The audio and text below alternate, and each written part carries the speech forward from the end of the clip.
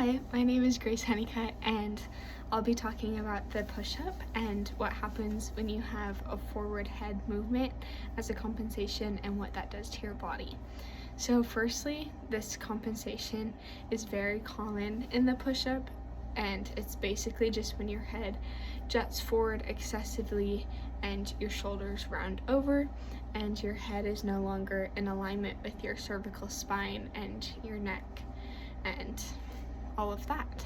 So this is very common, especially in today's day and age. A lot of people have very poor posture just in general and are very hunched over due to texting, driving, working on a computer, all of that.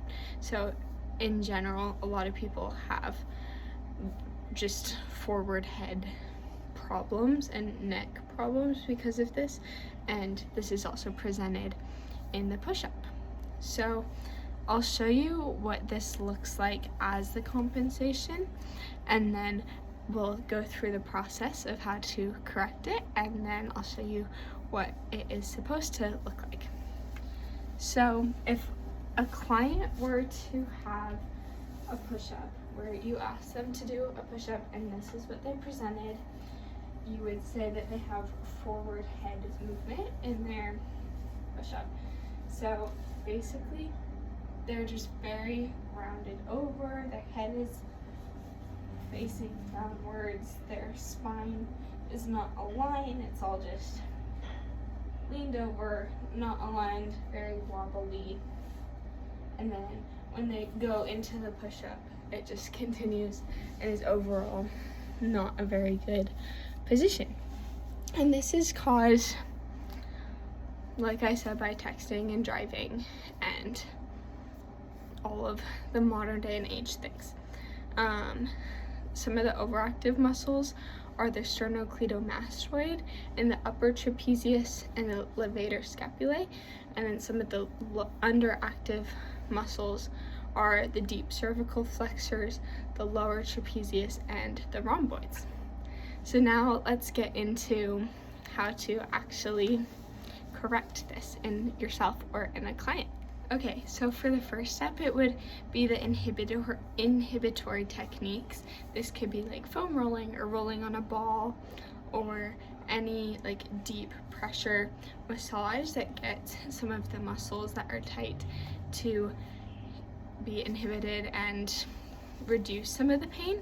So today I'll be demonstrating with a tennis ball. So you'll take the tennis ball and we're targeting our upper trapezius muscles, so up in here.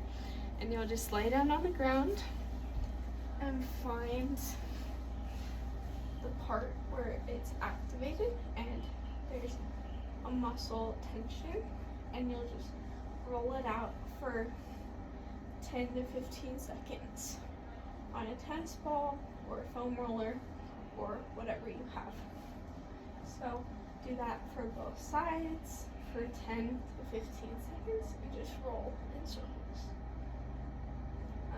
to reduce the pain and bring back a little bit of the mobility in that muscle.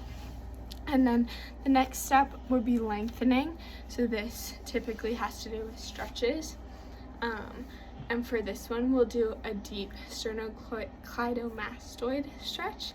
So you'll start by moving your head to one side and feeling the deep stretch down the sternocleidomastoid to the other side. So just hold it for 10 to 15 seconds and then do the other side.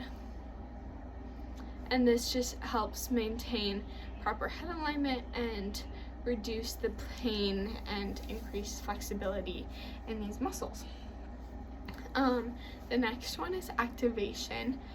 One exercise you can do for this is something called chin tucks.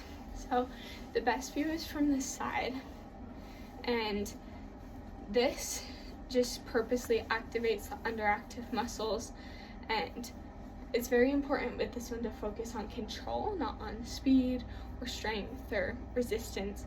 So for this one, you hold the tip of your chin and you push it back, and then hold and push it back. So this just helps reduce some of the pain at the back of the neck and the sternocleidomastoid.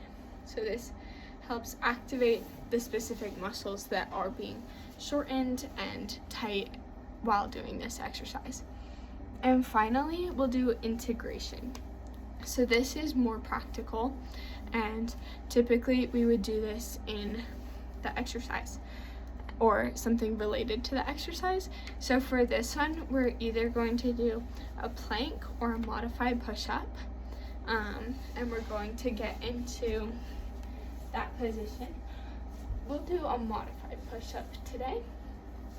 So that's just your knees on the ground, and you'll just hold it and hold your posture as well as possible and point your head straight out, not over rounding it or like under rounding and arching your back, just having your whole back in line with each other and pushing your scapula back so that there's no retention for that.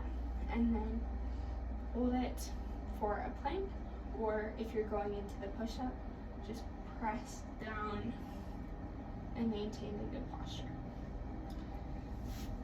So in conclusion, by doing these exercises, people with pain in their neck and cervical spine and overall poor posture from the daily activities of this current world, these are some ways that you could reduce that, especially relating back to the push-up and how that impacts our daily life and exercise. So that's just a really good way to help reduce the pain and bring back mobility.